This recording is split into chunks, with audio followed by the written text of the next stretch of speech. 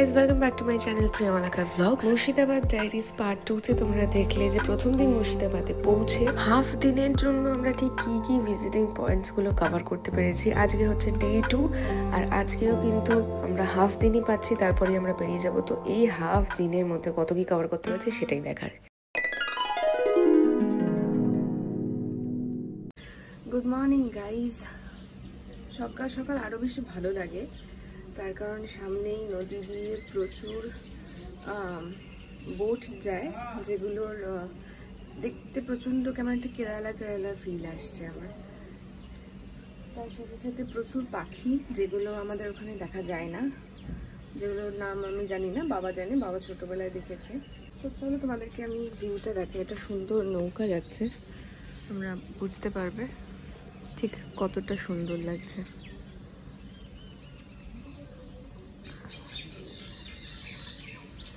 এই যে বোটটা,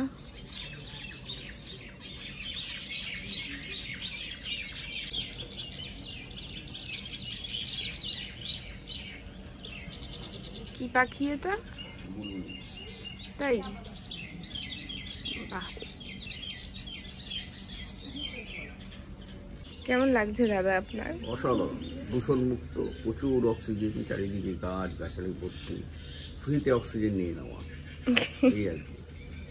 কারণ কলকাতা গেলেই তো সেই ধুলো খেতে হবে। চলো আমরা একটু দৃশ্য এনজয় করি। ব্রেকফাস্ট এখানে করেই বেরোনোর কথা আমাদের, একেবারেই রেডি হয়ে বেরোতে হবে। তো প্যাকিং সব কমপ্লিট করে নিই, ততক্ষণে একটু পরে দেখা হচ্ছে আমাদের।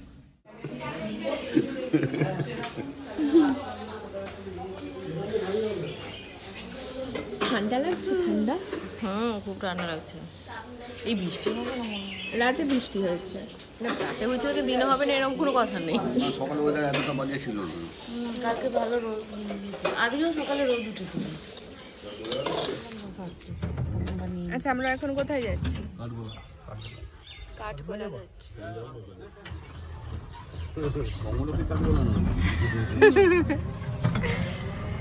আচ্ছা, আমরা বেরিয়ে পড়েছি। তোরা বসে থাক। আমরা এখন কাঠগোলা যাচ্ছি, সবাই বসে রয়েছে, সবাই বসে রয়েছে, আমাদের উপর রেগে গেছে। এই জায়গাটা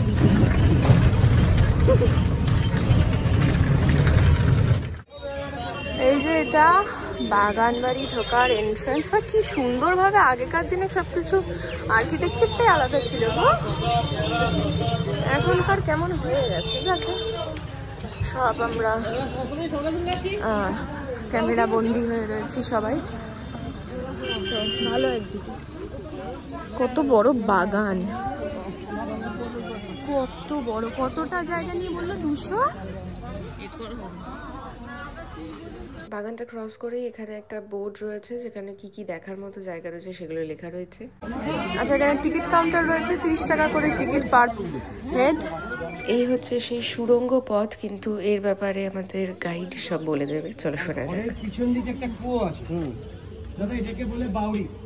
বাউরি মানে মেয়েদের জল তোলার জায়গা, এগুলো রাজস্থানে দেখা যায় দাদা। এখানে ঘর আছে 3টে, আমরা এখান থেকে দাঁড়িয়ে দেখছি 2টো। গ্রাউন্ড ফ্লোরটা ডুবে আছে জল, এই সিঁড়িটা না ডাইরেক্ট নিচের ঘরেই নামছে। তাহলে একটা প্রশ্ন চলে এলো না, নিচে তো জল, তাহলে 200 বছর আগে ওরা নামতো কি করে? তখন জল ছিল না। এখানে কি হতো জানেন? বাড়ির মেয়েরা আসতো, সিঁড়ি দিয়ে নামতো, মাঝখানে ঘরে বসে গল্প করতো, পিছনে কুয়ো থেকে জল তুলতো। কেন জানেন? যাতে ইংরেজরা রাস্তা দিয়ে হাঁটলে ওনারা যেন দেখে মেয়েরা ঘরে বসে জল নিচ্ছে, তাহলে ইংরেজরা ভাববে এটা মেয়েদের পার্সোনাল জল তোলার জায়গা, মেয়েদের জায়গায় ইংরেজরা এখানে আসবে না, ওনারা চলে যাবে। সুযোগ কাজে লাগিয়ে এখান থেকে যে ব্যবসা হবে কেউ ধরতে পারবে না। এরপর হলো প্যালেস মিউজিয়ামের ভেতরে কোনো ক্যামেরা অ্যালাউড নয়, তাই বাইরেটাই শুধু ছবি তুললাম আমরা। আর এই সামনেই ঠিক রয়েছে পুকুরটা, অসাধারণ পুকুরটা। এখানটা যেই চিড়িয়াখানার কথা বলেছে সেটাই বেসিক্যালি প্রচুর পাখি, মাছ সেখানে আগে রাখা হতো, সেটাই একটু মডিফাই করা হয়েছে, বাস। প্রচুর পাখি, মাছ, তার সাথে সাথে মানুষ, এর থেকে বড়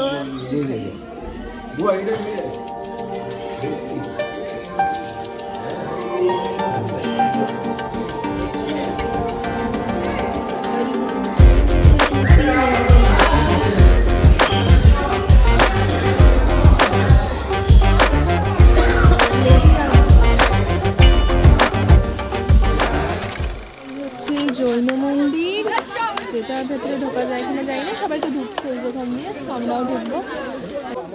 বোটিং না করবো না বাবা, জলে আমার ফাড়া আছে তাই। আর আমরা একটা হ্যাঁ তো কি হয়েছে, গঙ্গাটা আমাদের। আর গাইড নিয়ে আমরা শুনতে চাইনি, কিন্তু যেহেতু আমাদের বাকি গ্রুপটা শুনছে তো আমরা ঢুকতে গেলাম, বললো হচ্ছে বা 50 টাকা লাগবে, 50 টাকা এক্সট্রা লাগবে, তো সেই জন্য আমাদেরকে এক্সট্রা 50 টাকা দিতে হলো। আচ্ছা তুলে নাও তো, আর আমি ছবি তুলে বাকিটা তোমাদেরকে বলছি। না মানে আমি বুঝতে পারছি না, জাস্ট ঢোকার থেকে এই হাফ পোর্শন অব্দি ওরা বললো যে এরপর মন্দির দেখবেন, এরপর চিড়িয়াখানা দেখবেন, যেটা তোমাদেরকে আমি দেখালাম, ওইটুকু বাস বলে দিল আমাদেরকে। এইটুকু দেখিয়ে ও 100 টাকা নিয়ে নিল। আর যেহেতু আমরা একসাথেই একই হোটেলে রয়েছে, আমরা একটু পরে ঢুকেছি বলে আমাদের থেকে 50 টাকা নিয়ে নিল। এইটুকু বোঝালো মাত্র। This is too much. সব জায়গায় এত ব্যবসা, মানে কি বলবো, আমি কি করবে এত টাকা নিয়ে। কোনো খেয়ে দেখাচ্ছে বোটিং করতে চপাং হয়ে যাবে নাকি। মা টেনশনে কিভাবে বসে আছে, বাবা ঠিক করে প্যাডেল করো। কি গো বলছে কি আছে, আমরা সবাই নেমে পড়েছি। কেন যে এগুলো এখানে করছি জানি না, এগুলো সব আমাদের ওখানেই হয়। ও বুবাইদা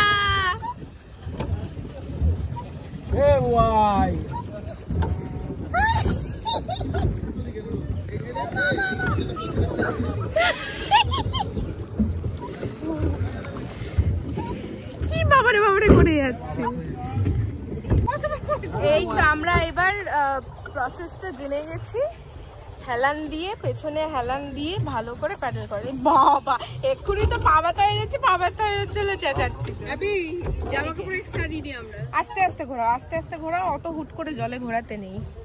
নৌকা চড়ানি নাকি কোনোদিন? তোমরা তো আগেকার মানুষ। Oh, enjoy, fully enjoy. Life is chopra. आग लगने से धुआं।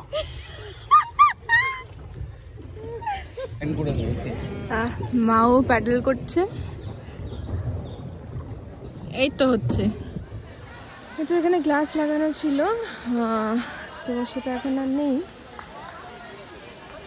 এখানে অনেকটা ওই জলসার মতো হতো, ডান্স ফাংশন অল। হাওয়া দিচ্ছে আর আকাশটা অন্ধকার হয়ে এসেছে। এরা কেউ নড়ছে না, সবাই ন্যাচমালের এখানে ছবি তুলে যাচ্ছে।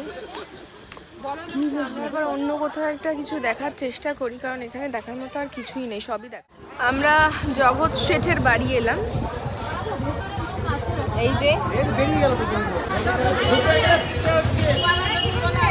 এখানেও 30 টাকার টিকিট। এবার আমরা গুপ্ত সুড়ঙ্গ পথে ঢুকবো নাকি। এখানেও সেম, ভেতরে কোনো ক্যামেরা অ্যালাউড নয়, তাই আমরা বাইরে দাঁড়িয়েই ছবি তুললাম। এখানে আমরা কত টাকার গাড়ি? 16 টাকার গাড়ি।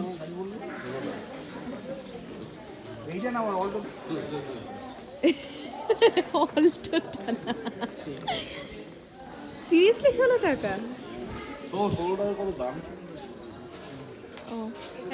নিতাই গৌড় ধর্মে, হাতিটা মানে হচ্ছে জৈন ধর্মে। হিন্দু, মুসলিম, জৈন তিনটে জাতি ধর্মে এই রথটাকে তৈরি করা হয়েছিল। এবার আসুন নবাবের গাড়িটা দেখবেন, 80 টাকা।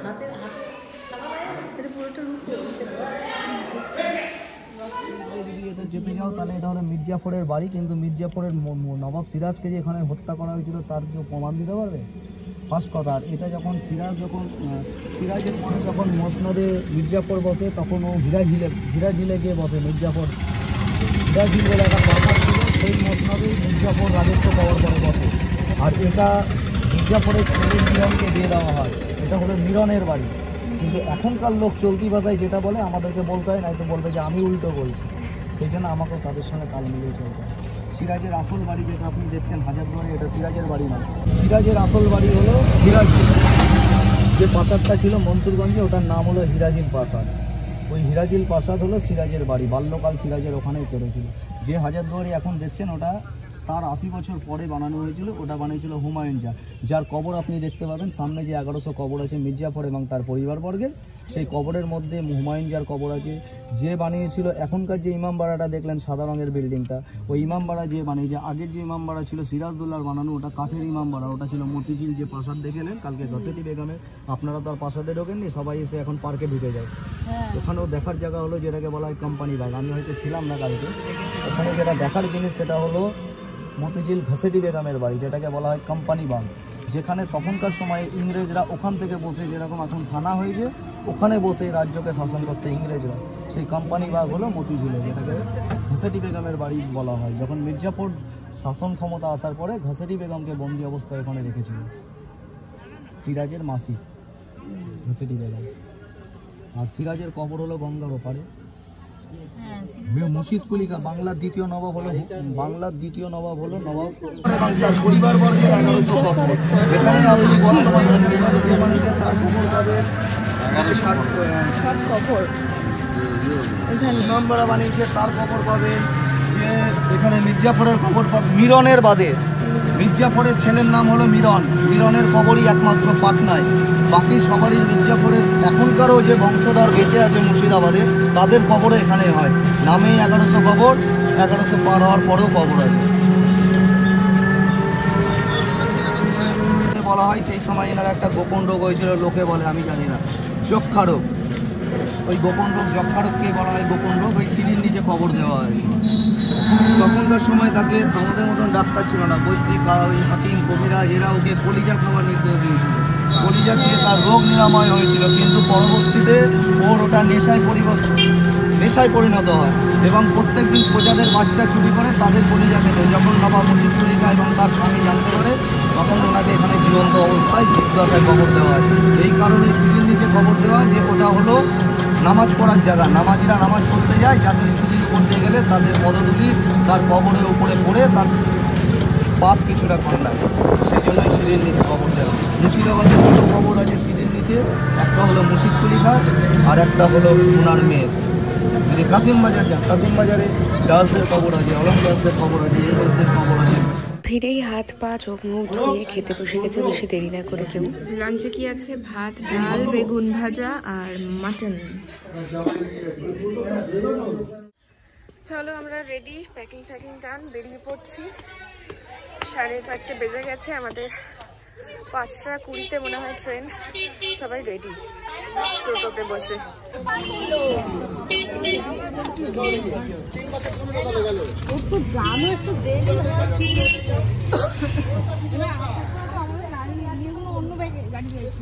ঠিক আছে, নিয়ে নেবো আমরা, অসুবিধা নেই।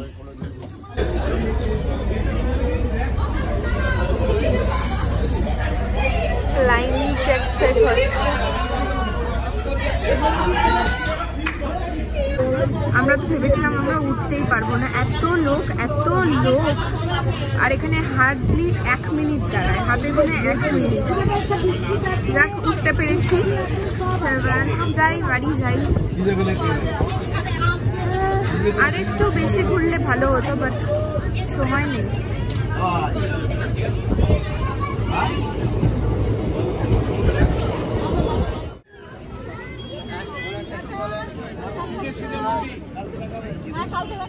সবাই নামছে, রেডি হচ্ছে, আর বিকেলের সন্ধ্যের টিফিনটা দিয়ে দিয়েছে। তো চলো, বাড়ি এসে গেছি আমরা। আর হিসেব মতো খুবই মজা হলো। বেশ মানে অপরিচিত লোকজন, বেশ গল্প করলাম তাদের সাথে আমি কোনোদিন দেখিনি ছোটবেলা থেকে এখনো পর্যন্ত। বাবার বন্ধু অনেকেই, কিন্তু আমি ছোটবেলায় দেখেছি, ভুলে গেছি। মা তো দেখেইনি। তো এই প্রথম একটু চুপচাপ ছিলাম, একটু কথা বলছিলাম, তারপরে সবাই মিলে নর্মাল কথাবার্তা, বেশ মনে হয় যেন ফ্যামিলি মেম্বার্সই। তো যাকে বেশ ভালো মজা হলো। গ্রুপের সাথে গেলে এটাই আর কি, অনেক ফেসিলিটিস রয়েছে, তার সাথে আবার প্রচুর চাপও রয়েছে, তার কারণ ওরা না নড়লে আমরা অন্য কোথাও যেতে পারছি না, আমরা বেশি কিছু দেখতে পারিনি। আগের দিন একটু বেশি ল্যাদ খেয়ে ফেলেছিলাম, তো আগের দিন ঘুরলে আরে দেখার মতো অনেক কিছু রয়েছে। যদি প্রপার হিস্ট্রি ফলো করে দেখতে চাও, তোমরা ভিজিট করতে চাও ভিজিটিং পয়েন্টসগুলো, তো তাহলে তোমাদের ওখানকার একজন গাইড ছিল, সে বললো যে 2.5 দিন মতো লাগবেই। সেখানে আমরা হিসেব মতো যদি টাইম কাউন্ট করছি তাহলে 1 দিন হাতে ছিল আমাদের দেখার মতো। সেরকম কিছুই করে উঠতে পারিনি আমরা, দেখতে পারিনি। বাট ঠিক আছে, 16 টাকার গাড়ি দেখে নিয়েছি, আর কি দেখার আছে। রূপোর রথ দেখেছি, আর হাজারদুয়ারির মেন ওটাই আকর্ষণীয়, যেখানে শাস্তি দেওয়ার হিসেবে বলি দেওয়া হতো, শাস্তি হিসেবে মানে বলি মানে ওই আর কি ফাঁসি দেওয়া হতো। সেই রুমটা বন্ধ করে দেওয়া হয়েছে, সেই জায়গাটা বন্ধ আর কি, ঢালাই করে দেওয়া হয়েছে। তো সেই জন্য সেই জায়গাটা আমরা যাইনি, আরও অনেক জায়গা দেখিনি, স্কিপ করেছি, বাইরে দিয়ে দেখেছি। ওভারঅল একটা নতুন এক্সপিরিয়েন্স হলো। আর প্রত্যেক দলের মানে টিমের পুরো প্রত্যেকটা মেম্বারই খুব ভালো ছিল, তো আর কি মজাটাও হয়েছে। তো এরপরে কোনো একটা নতুন মজাদার ব্লগ নিয়ে আমি আসছি খুব তাড়াতাড়ি।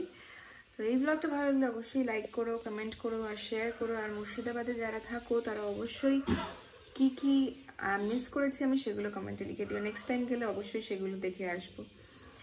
তো যারা যারা নতুন দেখছো তারা অবশ্যই আমার চ্যানেলটাকে সাবস্ক্রাইব করে দিও আর বেল আইকনটা প্রেস করতে ভুলো না। দেখা হচ্ছে পরের ব্লগে, টাটা।